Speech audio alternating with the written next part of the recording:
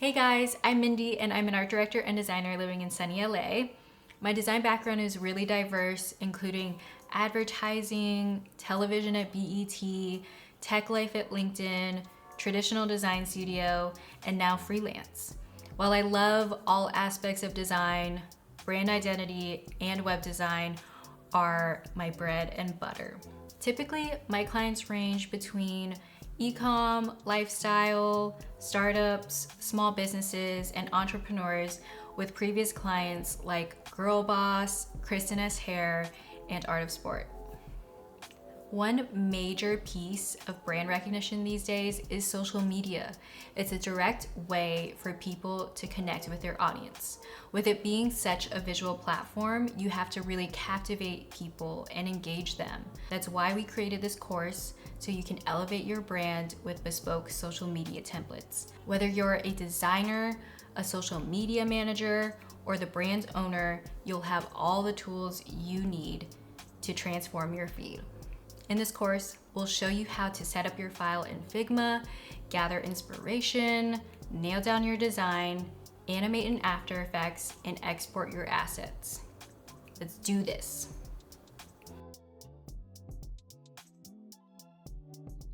So let's begin with Figma and setting up your file. You're probably wondering, why not Photoshop or Canva? Isn't Figma just for UI UX? Not necessarily. For me, it's a Swiss Army knife and it's sped up my workflow immensely. It's actually how I present all my design work now. Also, it's free, online browser based, and it auto saves your work. And I'll be the first to tell you that I'm the worst at saving. I cannot tell you how many times that Photoshop or Illustrator has crashed on me without even naming the file. I know, it's bonkers. But let's begin.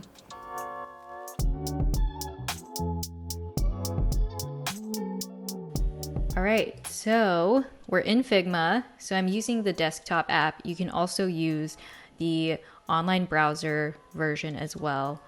Super similar. Now we're just going to create a new document. So you can do this by clicking this plus sign next to the home icon, and then it'll bring up this menu. Choose design file, name it. So we're gonna name this Moodelier. And then quick walkthrough of just what the panels are. So over here you have the Figma icon and you just have the file, edit, view, all that stuff that's already kind of up here anyways. This one is the mouse. You can toggle between moving and scaling. This is scaling proportionately. This is to create a new frame and artboard. So that's how you're creating a new canvas to create your designs. And then this is the shape tool. You can choose between rectangle, line, arrow, ellipse, polygon, all that stuff. And then this is the pen tool. You won't really need this unless you are creating vector-based shapes. So for example, if a graphic element of yours is to create cool, abstract blobs, then sure, go ahead and use this. And then the T, text tool. You can create a box, or you can just click anywhere on the screen and then you can just go ahead and type. And then the hand tool, this is for just panning around. So for example, I'm just going to create a bunch of arbitrary frames for now. And then the hand tool is what you can use to grab around, but you can also just use your mouse to scroll. That's what I do, and super easy. So I'm just gonna delete these. And this little comment bubble, it's so that you can leave comments. So for example, if you have a shared file with your coworkers, or if you're sharing with your client, then you can leave little comments for them. Be like, hello, or this is ready for a review, something like that. And then everyone can see the comments. The comments show up here, and it makes it super collaborative, like Google Docs or slides, spreadsheets, anything like that. And then on the left-hand side, we have layers and assets. So layers will show up once you create a frame and start dropping elements in. So if I'm creating a rectangle, you'll see that the frame shows up on the left-hand side, and then underneath that, all of the elements that you are then placing. And you can see when it's a text box or a shape, things like that. And you can have frames within frames, which is great. Assets are for when you have repeating components throughout your design. So for example, logos, graphic elements, anything like that that you think you'll consistently use throughout all of your deliverables. And then pages, this is where you can really organize your entire file. So we'll go into naming all of that in a second. And then on the top right, you have your share button. This is where you can share with your client or your coworker, and you can just use email. People will be able to access it if they have a Figma account. And then this is the play button so that you can view presentations. They're called prototypes in Figma. And then over here is just the zoom level. And then on the right side, you have design, prototype, and inspect. You won't really need inspect, that's for development.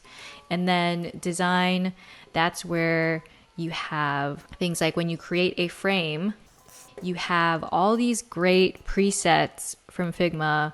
You have phone, tablet, desktop, all that. Will obviously need social media. You can use Twitter, Facebook, Instagram. So we'll be using Instagram posts and stories. So for example, if I click a post, it's gonna create a frame 1080 by 1080. Those are the ideal dimensions for social media on Instagram. So when you click on the frame in the design panel, you'll see these alignment tools, the XY coordinates, the width and height of the frame, the angle of rotation, and this is the rounded corners. So for example, if I do 50 and you want it to have rounded corners, that's how you would do it. And then you can also create grids, and this is also where you have your layer, blending modes, and opacity, your fill. This is how you would change the background color. You have your stroke. So if you wanted a inside stroke, and then effects as well. If you wanted drop shadow, inner shadow, layer blur, all that stuff, and then exporting. This is where you will export your final JPEGs so that you can post your Instagram feed. Okay, one more thing. So with text boxes, when you create text on a frame, this is where you'll choose between your fonts and the size, text size, the line height, letter spacing, paragraph spacing, alignment, all that good stuff. Lots to do here. So we've got all the basics in. So let's create pages and subpages. So this is where I would create just the title of the project. So I'm doing social media templates. And then I like to put emojis. So to bring that up, you can just hit Command, Control, Spacebar. And then I like to add a little phone emoji because, you know, I'm a visual person. And then I like to just divide things up so it's a little clearer for me. I love organization. So I'm just adding a bunch of dashes here. And then this page is going to be where I have all of my brand assets. I'm gonna use a little flower for this one. And then inspiration. So I'm gonna have the same template available to you guys so that you don't have to create this, but this is just showing you how I go about creating a new one. So underneath here is where I would have all my pages for specific content buckets that I am designing for.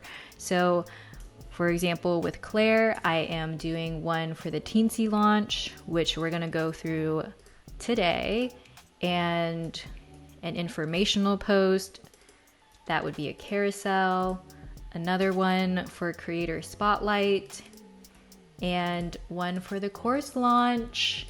And the green check mark is just for me knowing when that asset is approved. And then once you've created this, another one that I like to have is just an archive. So when you want to clean things up, this is kind of just my little graveyard for all of that. And I have a little trash can emoji, you know, why not? So we've set up our Figma pages. Everything looks great here. This is just kind of, you know, the title page. I like to include a just cover page here that I then set as a thumbnail so that whenever I'm sharing this file within text messages or Slack, for example, then this is the thumbnail that will show up. And then once you're done with that, here's how to create artboards. So you have your Instagram post, use your frame tool, and you can also hit A on your keyboard, and that will bring up the tool as well. So you have Instagram post and Instagram story. So that is it. You have your post at 1080 by 1080, and you have your story 1080 by 1920. And then we're going to go through naming them. So I'm going to name this Teensy launch feed 1080 by 1080. And then I'm just going to number this 1 to start off with. And then Instagram story, since I'm going to use this same naming convention, I'm just going to copy and paste that, but then replace feed with story. And then something that's really great about Figma is that if you hit Command D and duplicate, it will automatically create another frame and number it according to whatever comes next. So for example, if you're creating a carousel post, then this is really great because once you export this, this is how it's going to be named. So I'm just gonna duplicate a few of these, and that's it. Our file is all set up, and now we're ready to gather inspiration. Now that we've set up your file in Figma, let's talk about art direction. It's really important to understand a brand's tone and voice. If you're working with a client, make sure that you have a brief so that you can both be on the same page about that. If you're on the brand's team, remember to make sure that you're thinking about your audience. While it's really important that you personally like it, you have to remember that you're trying to speak to your audience and connect with them. After you've done all that soul searching, let's get to the fun stuff and start gathering inspiration and creating mood boards.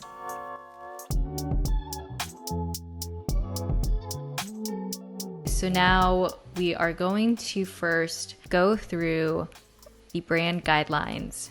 And this is if you have a client that you're working with, and thankfully Claire already has some beautiful brand guidelines established, and you want to just do a deep dive of their guidelines, their ethos, target audience, their channels like their website, Instagram, etc. So get a sense for their general voice and tone and design, their colors, how they're using fonts, how they're using their logo. Also, make sure to gather a brand brief and identify what posts you're trying to design. So you just want to make sure how many for each post and whether it's just in feed or if they're stories. And then you also want to establish if they're going to be still or animated. And then typically in a brief, sometimes a client will also include their inspiration, and this is super helpful for us designers. And if you're on the client side, then yeah, take some time to figure out what are your goals, and it doesn't necessarily have to be in terms of design, but also in terms of content and how people are structuring their posts. So for example, Claire sent me a few Instagrams and posts, and what I'm gonna do is just, you can either screenshot this and drop this into Figma, or what I like to do is use this Google Chrome extension called Image Downloader. You click on that and then you're able to just simply copy and paste this into the page. So you want to make sure that you have this page selected when you're in Figma. And it's pretty straightforward. You can just copy and paste, move this anywhere on the page. And then one thing I like to do so that I can keep this as a reference for myself later on in case I need to look back at the specific Instagram profile. Something that's great about Figma, you can actually create direct links within here, and you do that by clicking on the text and then you will see a link up here. You can also hit Command K to do that, and you'll see that it will underline it. And then now once you hover over it, it's going to be blue and you can open the link and ta-da, it brings you right to it. So, you know, this is great for later on as you're kind of designing and you want to reference things back. So I'm just going to drop all of Claire's inspiration that she sent me.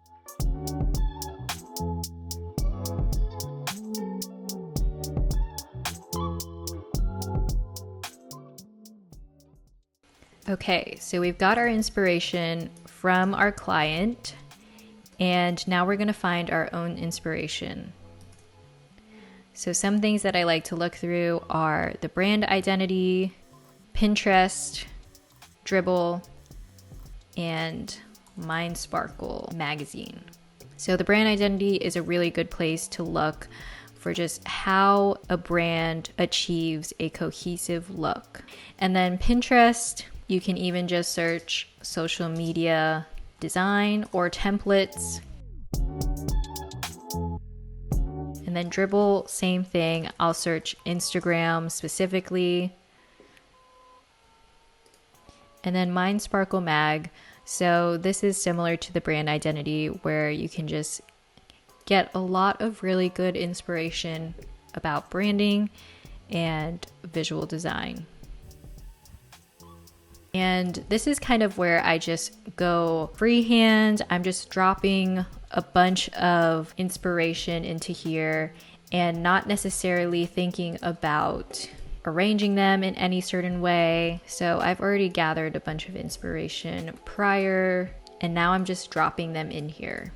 So this can be really just diverse in terms of what you're gathering, and just begin to notice what things you're drawn to as you're gathering these pieces of inspiration. Are you liking it because of the type arrangement? Are you liking it because of the colors? Are you liking it because of the actual content? So just keep that all in mind as you're gathering inspiration and also analyzing what other people do. And then from here, this is where you could create a formal presentation for your client, or if things are pretty casual and it's internal that you're just sharing with your coworkers, you could definitely just share this page on Figma and just let people zoom in and zoom out and just see every piece of inspiration. And this is where commenting can really be amazing because people can just drop in and be like, I love the colors here and just point out their favorite references. So this is really good for narrowing down general design direction. So if you're working with a client, a really good thing to ask them is pick your favorite references in terms of type, color, arrangement, and graphic elements. So this is kind of a good exercise to just analyze why you like this piece of reference, why it's standing out to you.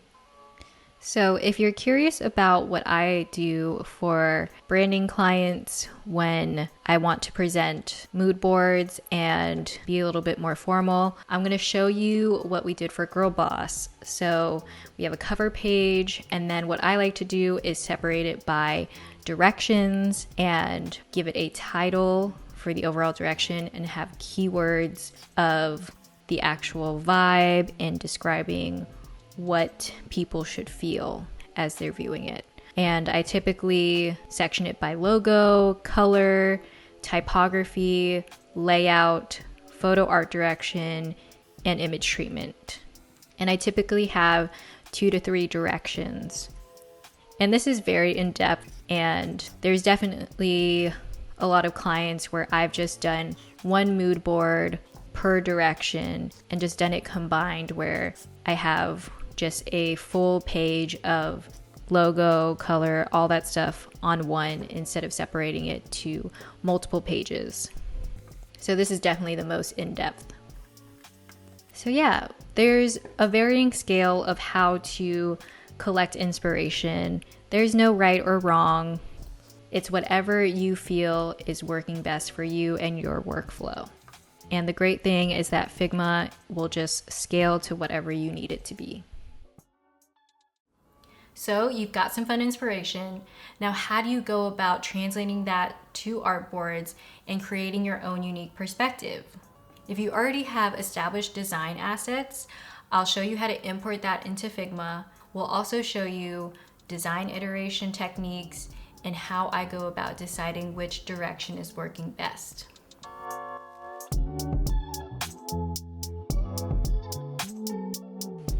All right, so now we're gonna dive into design. The first thing is importing the brand assets into your Figma file. So if you already have an established brand, this is where you would get all of the elements from the brand guidelines that were provided to you, and that includes logo, colors, and fonts. So I'm just gonna go to my Finder window and grab the logo files and drag them into Figma. What's really great, you can just drag and drop and it'll show up straight in here.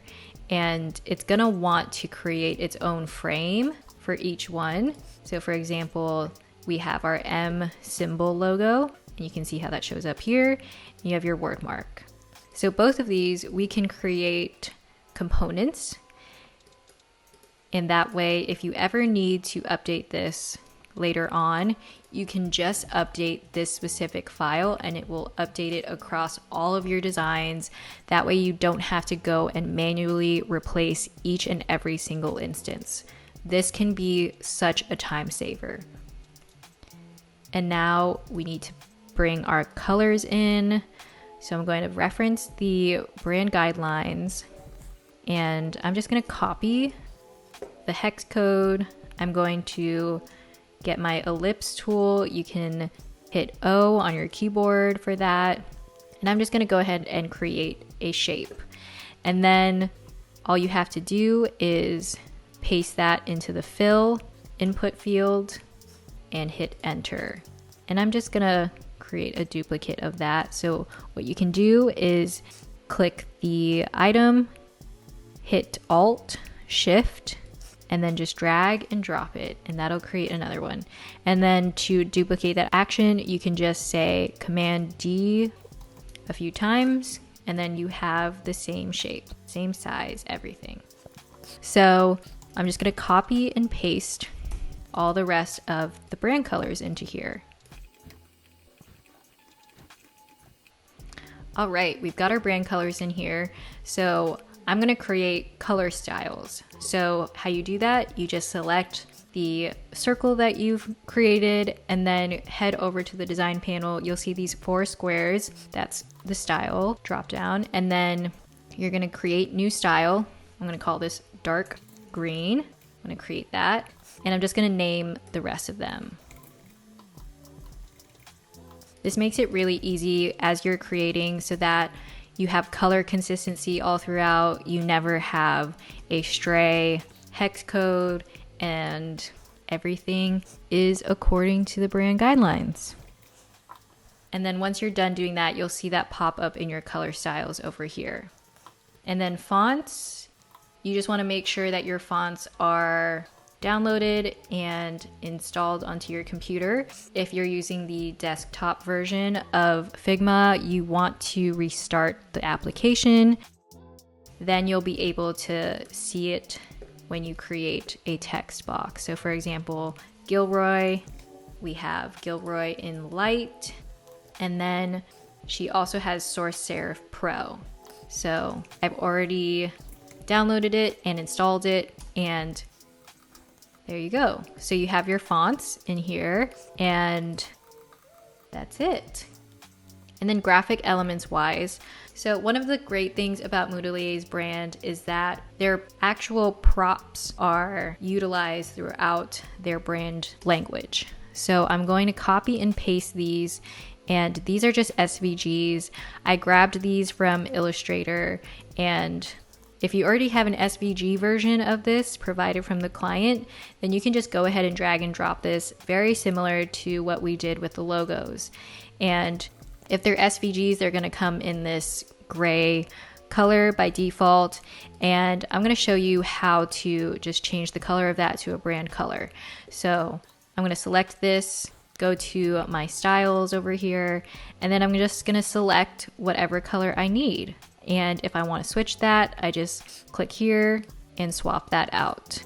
Easy peasy. Okay, so we've got all our brand assets in here. Now it's time to go into our Teensy launch artboard page and start dropping in the copy. So if you're working with your client, then typically they have copy written up for the post and what copy they want to feature in the actual graphics as well. So I'm going to copy and paste this into here. I'm just going to create a text box and paste it into here. And another thing that Claire gave me was photo assets. So she sent me 3D renderings of the products. I'm just going to copy and paste this into Figma. They're going to look huge, and that's okay. That's the great thing about Figma. I'm just going to just drag them away from my artboards, and then I can just zoom in, zoom out, just gather them however I like. So for me, what I like to do first is think about what the cover slide is going to look like. So what are the main pieces? What's the headline? What is the main CTA that you want to include in the title slide? So for me, we want Teensy collection at first. So I'm just going to write that out. And then I'm going to change this to their brand font, Source Serif Pro. And then I'm going to center align this. And the great thing about Figma's alignment tools, it makes it so easy. So I just vertically centered that, and then I'm just gonna drop it into here. And I wanna make this big so that people can see it and it catches their eye. So this is an example where I'm going to use one of the graphic elements here and use this in my design. So I'm going to copy and paste this into here. And I'm just going to size it up. You can use the scale proportionate tool by pressing K, and I use Shift Alt to leave it centered in place as I scale it. Or if you want, you can just use the corners. So I'm just going to move this around One thing about Figma and the artboards is that you can actually make sure that it's centered in place until you see the red line horizontally and the red line vertically. Another way you can do this is going to the alignment tool once you've had the object selected, and then hit the horizontal center and the vertical center. And for example, I'll just show this by dragging it to a completely different place and then aligning it. So I'm gonna use one of the photographs here. So one thing you can do is when you select this specific image, you can just grab this fill and just select this. So it's gonna highlight this, and then you just copy it, Command C, and then select your shape and then paste it into there. So it's just gonna paste the image right in there. It's amazing. Or another way you could do it is you have the fill here, it's gonna default to a color. You can click that, it's gonna bring up this panel to change colors, and you can just select image, and then you can choose your image from your Finder window here. But we're gonna do it the easy peasy way and just paste it into there. So I'm gonna move this a little bit. I want to just change the shape of it so that we have more of the image showing, because there's a little bit of it that is cut off by the rounded shapes here. So I'm just gonna extend this. So one thing you can do is if it's a shape and it's a vector, you just hit enter, and then it's going to bring up the anchor points. So I select this, and then you can just select the points that you want and then drag and drop this and extend it. So I hit enter to commit that change. And then I want to change the cropping of this. So I'm going to hit the fill and then change this to crop. And then I can just adjust where I need to and hit enter once I'm happy with that. And so because we just changed the height of that, I'm just going to center this again. So I like where this is going. I'm going to change the background color of this.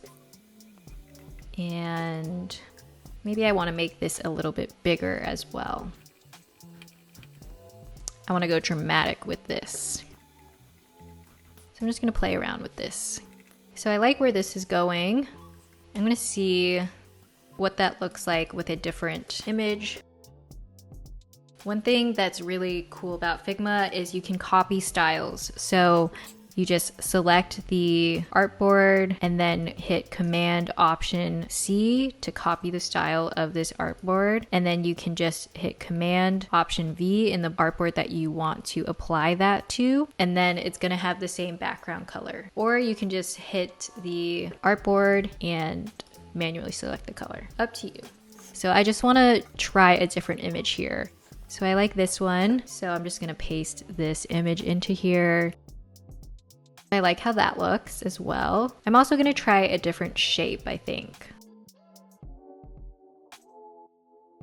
One thing I like about this is learning about their moods. So I'm going to just create a little CTA. One thing about designing for social media, so you want to make the text size no smaller than 24, because just like a rule of thumb, I do it twice as big as I want it to visually look on the phone. So for example, 24 is going to look a little bit more like 12 point to you. And then I'm also going to create an arrow. So I'm going to get the pen tool out and just create an arrow. Another great thing about Figma is that it typically snaps in place of where you have the same kind of spacing. So for example, this is showing that these top arrows were 19 pixels above.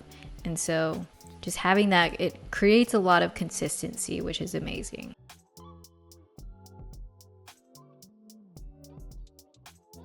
And then I'm going to change this to the beige color and then insert a photo into there.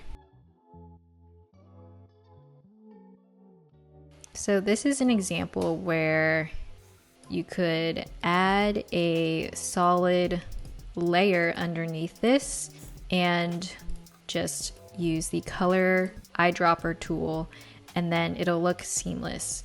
And that's if your photographer has made the actual background of this seamless. So this would be just iterations of the cover page. So following this kind of idea, so now I want to make the slide for the actual product. So with this content, there's a wavy shape, a ziggy shape, and a smiley shape. So I want to have 3 carousel posts that follow the actual cover.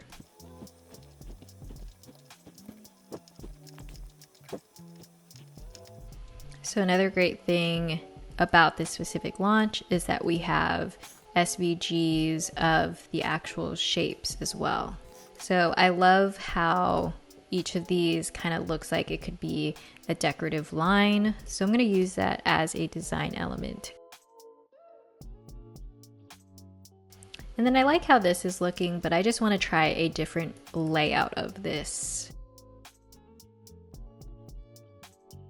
And from my references, I did like some of the ones that were using these masked photos that went beyond the actual artboard. I like the stroke version, but I'm going to swap this in for a color just for a nice pop of color. Maybe the background color shifts as well. And then I'm basically just going to create the same thing for the next slide in the carousel for the ziggy shape.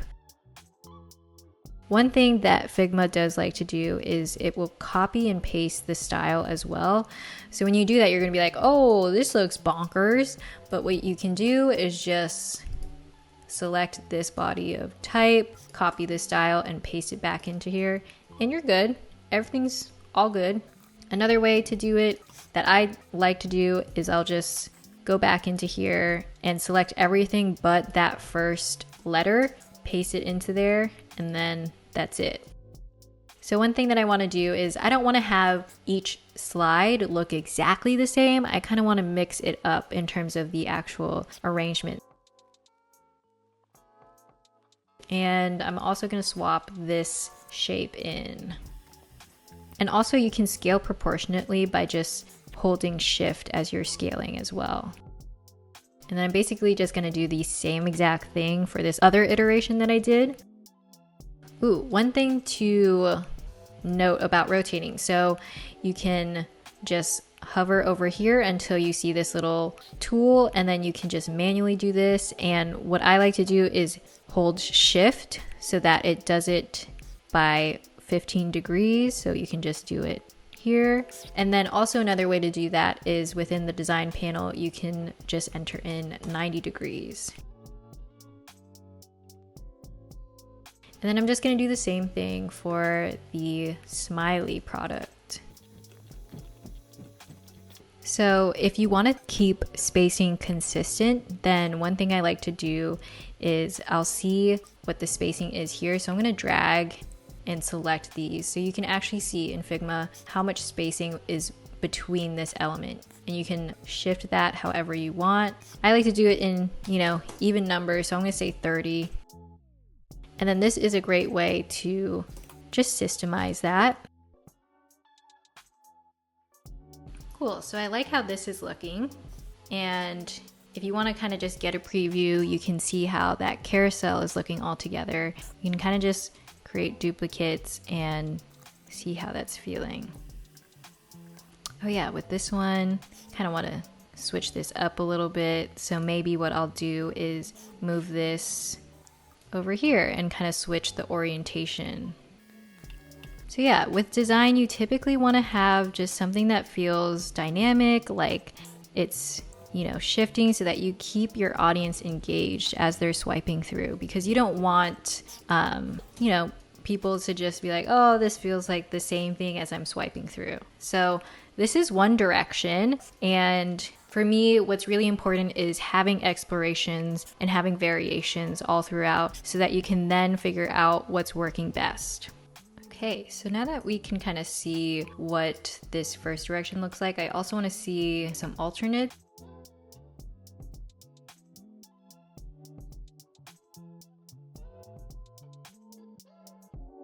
So I would consider this one direction. And then in order to create the story version of this, I'll basically just take the artboards for Instagram story, and then I'll pretty much just take the elements from here, copy them, and then paste them into here.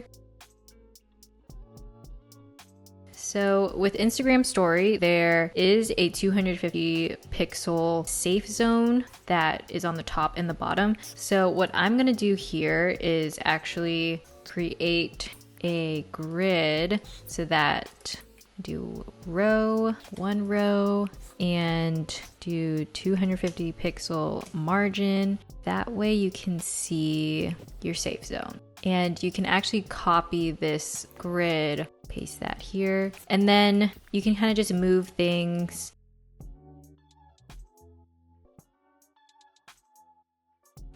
And then in order to hide the grid, what you can do is just do Control G, and then that toggles all grids on and off. Since I made this bigger over here, what I'm gonna do is lock the proportions of this, and I'm gonna click on this one. So I see that it is 868 pixels tall, so I'm gonna enter that into this one, and then I'm just gonna move this so now it's the same size as here.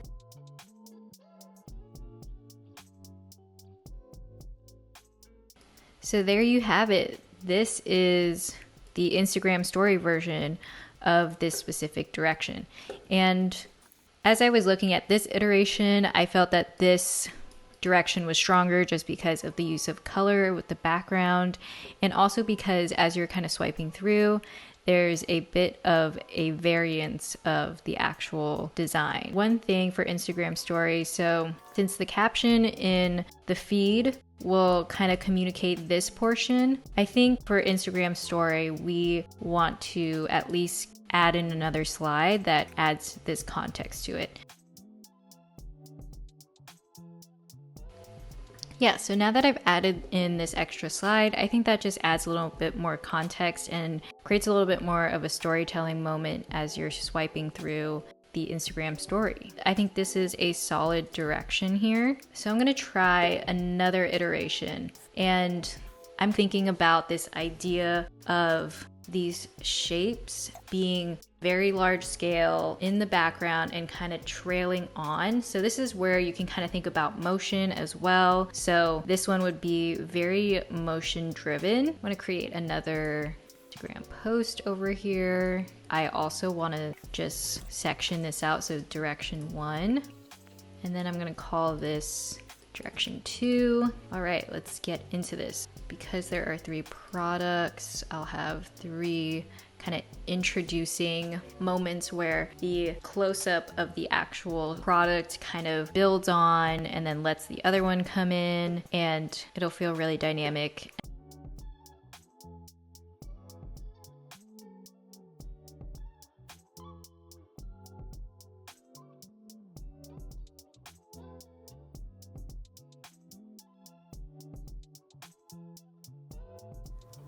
Oh hey, it's just me and Rue. She just woke up, so she looks a little disheveled maybe. That was perfect timing. Well, you know, sometimes you gotta take a little break from designing, get some water, look at some cute puppies, take a walk maybe, and then get back into it. So, let's do it. Okay, see you in there. Bye.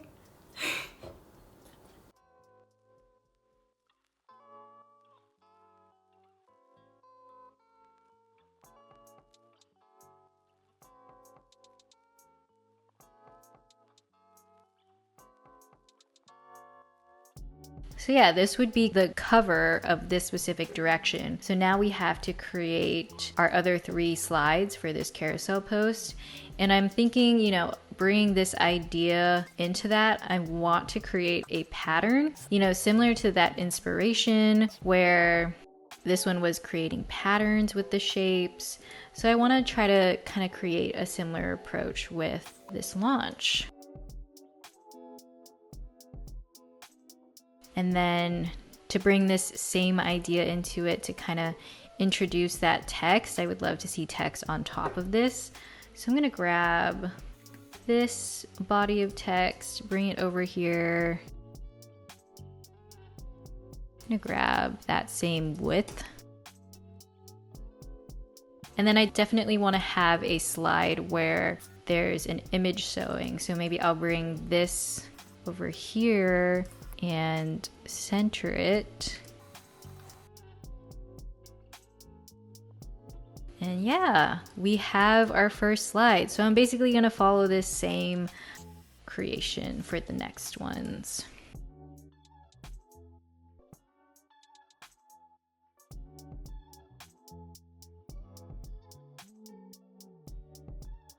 Yeah, I'm feeling really solid about this specific direction. And so what I'm gonna do is create a Instagram story version of this.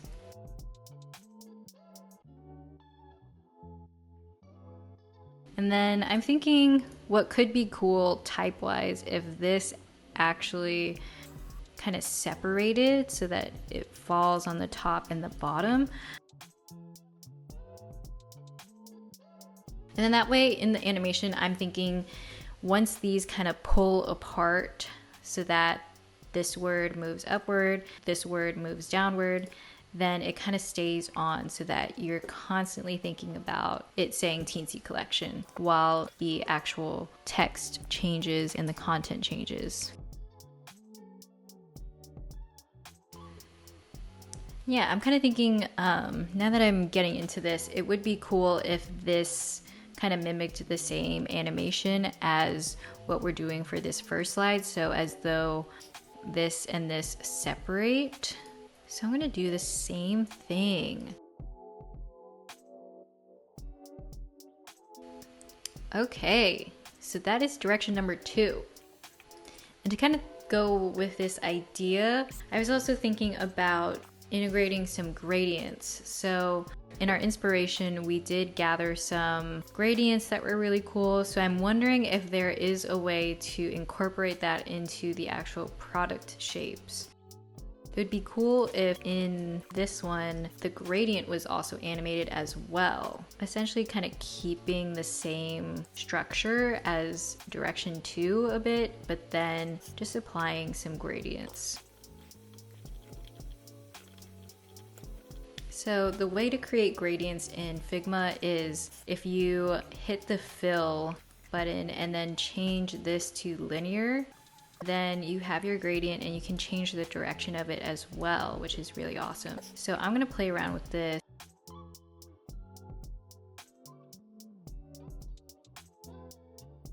So yeah, I'm kind of into the vibe of this. This lends itself to the pastel colors that the line is launching in. And then I'm pretty much going to use this kind of same idea from this other direction and just kind of apply that gradient treatment to it.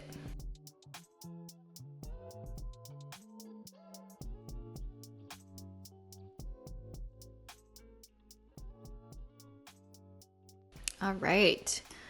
Okay, so we have 3 solid directions where we have the in-feed post and the story. So let's kind of go through and kind of just do a little self-critique and figure out which one is feeling the strongest. And then typically what I like to do is have the strongest one in mind, but of course give these options to the client to, you know, decide for themselves. And of course your job is to guide them into a direction that you feel is the strongest, because you know you're the expert here. But in terms of making this, you know, presentable for the client, we'll touch on that in a second. But first, let's kind of go through and kind of take note of exactly what we have. So with this one, we have something that has a little bit more of a dynamic arrangement. and we have different colored backgrounds, and it feels, you know, similar to what Moodelier has right now. And then branching off of that, we have something that adds animation and makes real use of the actual products and kind of teases people into what the shapes are and kind of reveals the actual prop as well. And then it also just kind of lends itself to the personality of these props. And the whole idea with the copy is that each of these props has their own personality. So I think this kind of infuses some deeper meaning into the actual animation. And like I said, animation has to have a deeper meaning to it. It has to have a reason why. Of course, it's gonna look pretty and it's gonna be a lot more engaging, but at the same time, this serves a purpose and it aligns with the overall copy and the goal of this post. And then with this one, this is kind of like a step up where we're integrating some gradients and kind of giving that a little bit more of like a mood as well, something that's a little bit more dynamic in the colors. But the only thing with this is that, you know, the shapes kind of get lost within this. And I mean, the type definitely stands out a lot more, but I think this one is just kind of feeling the strongest.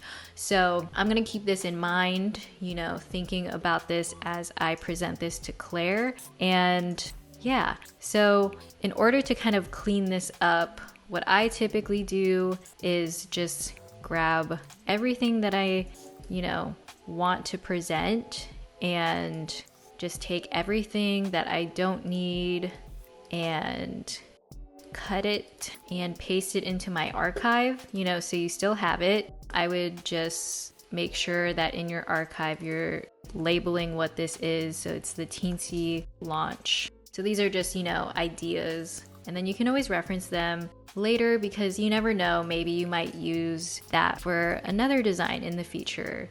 So with this, because Claire is super tech savvy, we can just, you know, go ahead and pretty much share this, and then she can kind of just look at it at her own pace and see what she's feeling the most and leave comments as well.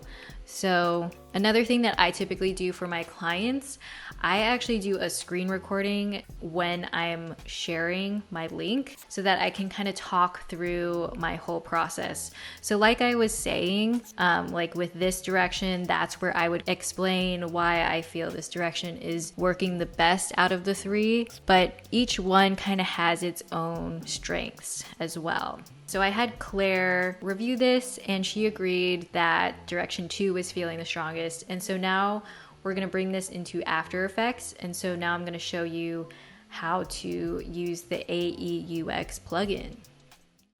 Okay, so we've got our design system.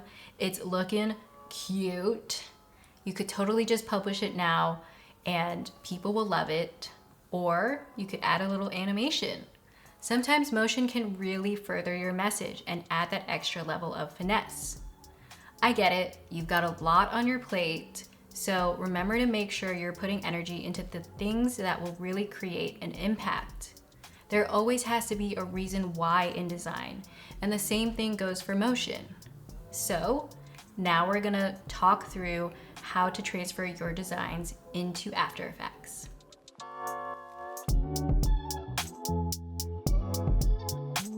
Okay, so let's say that you're just gonna move forward with a still post. Then in order to export this so that you're ready to post it on Instagram, all you need to do is just make sure that these are named correctly. So I'm just gonna do our good old rename. Let me grab this naming convention, copy and paste that into here. I'm gonna remove this number situation. I'm gonna do number descending and then rename that so that it's 1, 2, 3, 4.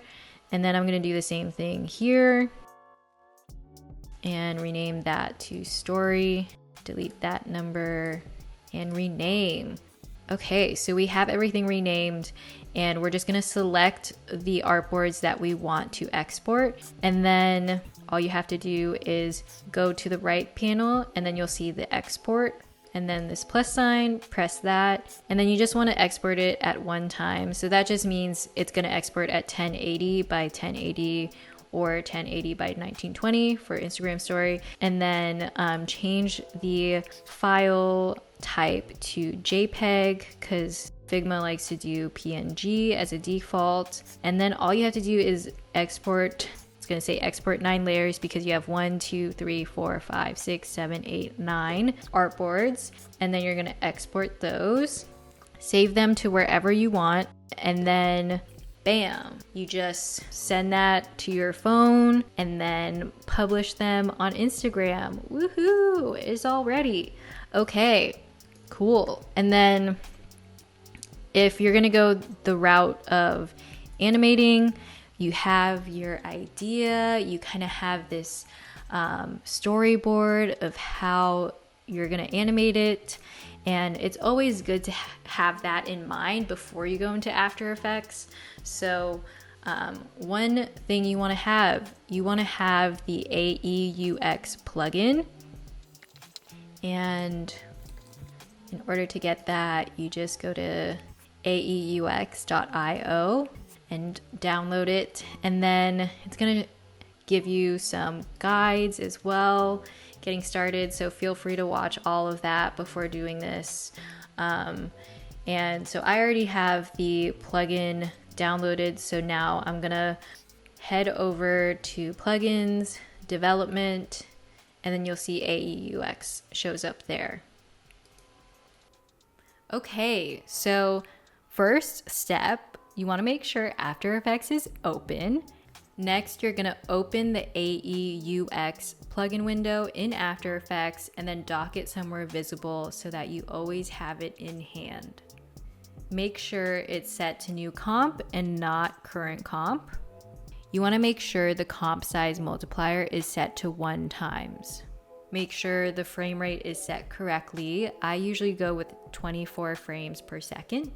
So you've got detect parametric shapes over here, and you want to make sure that that's checked because it's going to try to smartly find vector layers in Figma and then transfer them over as a smart vector shape layer object in After Effects. You want to make sure you have your starting project folder structure and initial comp setup,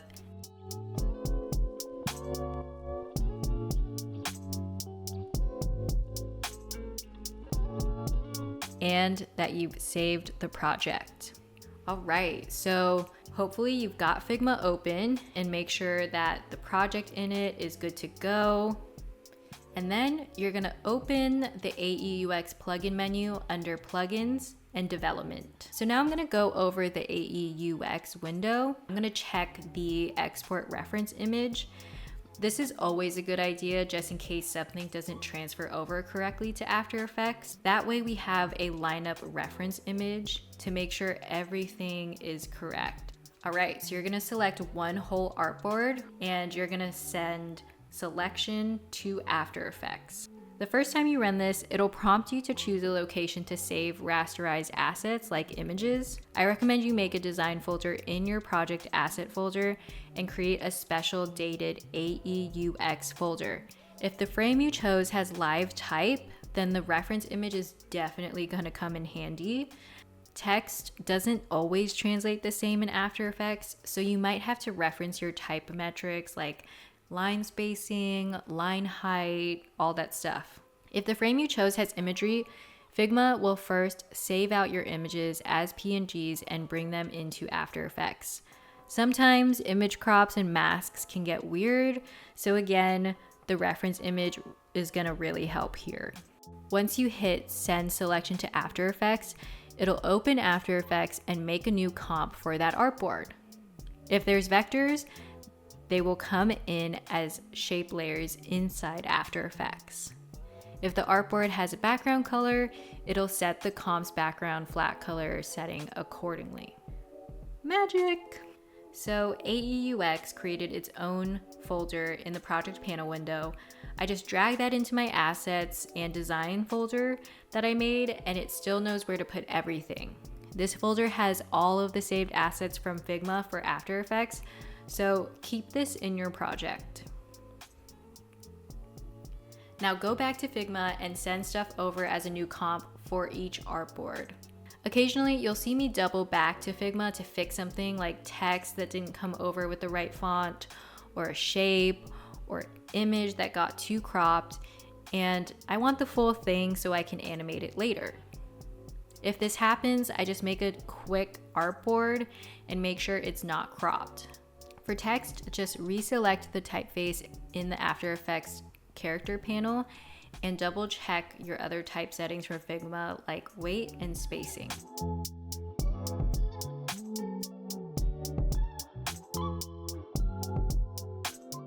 Now that we're all copied over, it's time to animate. I know, exciting. Before animating in After Effects, I like to duplicate the comp of the first artboard. Then I copy all the layers from each other's key moments artboards into this comp. Everything is now all in one comp, and you'll still have the auto-generated comps from Figma to go back to for the original assets. For each moment, I'll select the layers for that part and slide them down the timeline so visually they're grouped together and are roughly timed in place.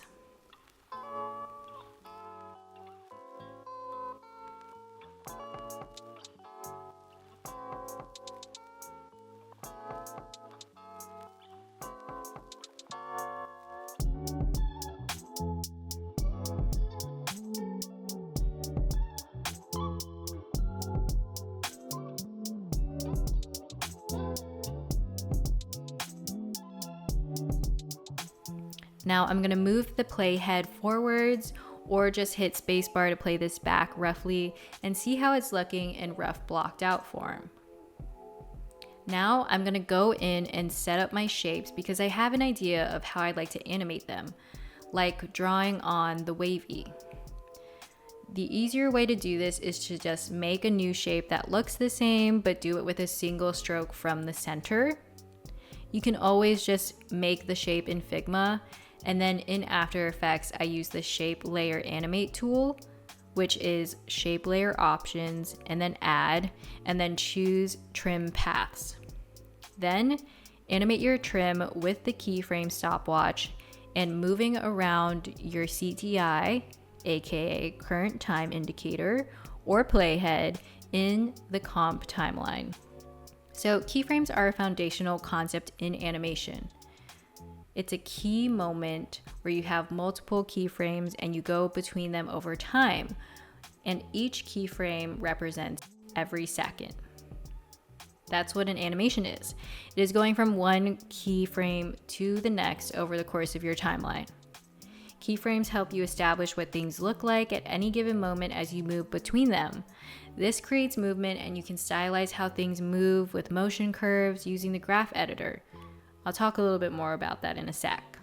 So utilize the graph editor if you really want to dial in an animation. This sets the motion curve or speed at which the animation progresses at any given frame in the timeline. A very steep one-sided curve will have the animation complete most of its action at the beginning or end of the animation, with a slow ramp up or ramp down at the other keyframe. There's speed graph and value graph. I usually use value graph.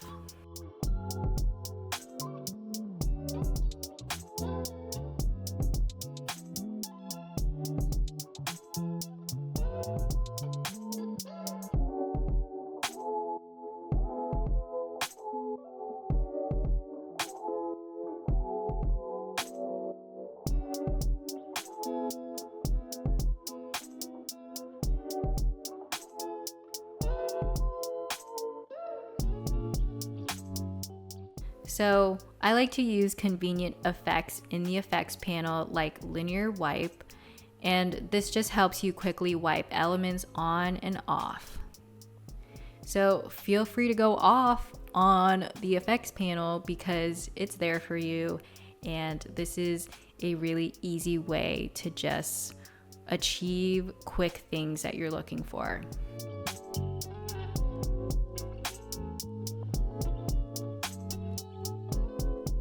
Remember to have fun with it and try stuff. Animation is all about feel.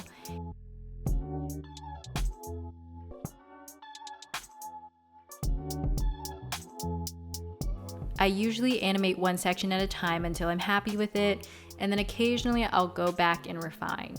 Take each section and slide them in to make your edit nice and tight and feeling good for pacing. Sometimes I'll trim the in or out points.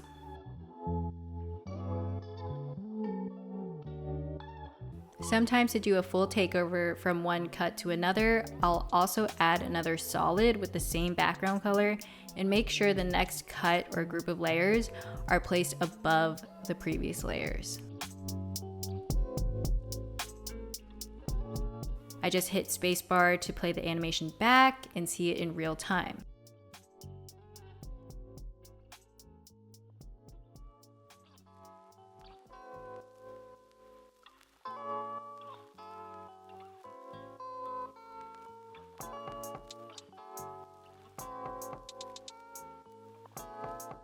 When you're happy and feel like it's good to go, let's export it. In the menu bar, go to Composition, Send Composition to Render Queue.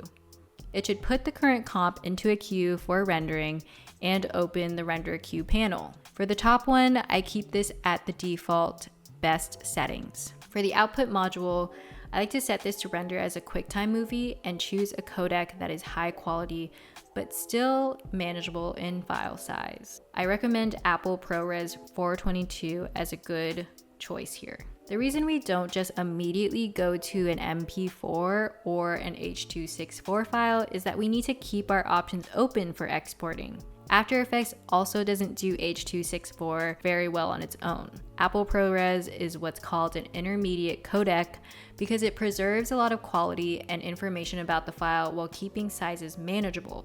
You can re-export from this same ProRes file many times without no visual loss in quality. Now click the blue file name and this will let you set a location to render or export the file to. I always suggest a renders folder and a dated subfolder to stay organized. It auto sets the file name based on the name of the After Effects composition. Save your project, please. I've had way too many projects quit unexpectedly or other things go wrong while I'm rendering. So save your projects. Rendering is a very computer taxing part of the process. If you really just want to go straight to MP4, feel free to do that too. On the right, just hit render in Adobe Media Encoder.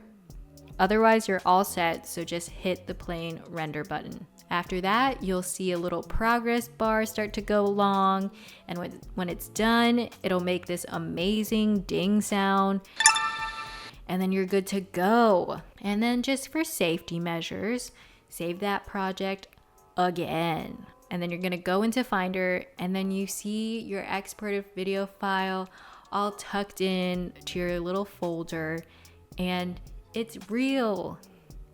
You made an animation, and it's all there. So if you want to make an MP4 now, open Adobe Media Encoder and toss that in and choose MP4 H.264 high quality. Hit the green play button to export, and then bam, you're done. So you've just animated. Whether it's your first try or you're trying to get better at it, either way, this is a huge feat. So good job. Publish it on your Instagram. Yeah. Yay, we did it. Your IG is gonna look amazing. People are gonna look at your feed and be like, their feed is looking good. Double tap. So you don't need me anymore. That concludes our time together. I hope you had fun, and please share what you create with me. I would love to see it. If you have any questions, feel free to DM me. You know where to find me. Thank you so much for joining me in Elevate Your Brand with Moodalier. Happy creating! Bye!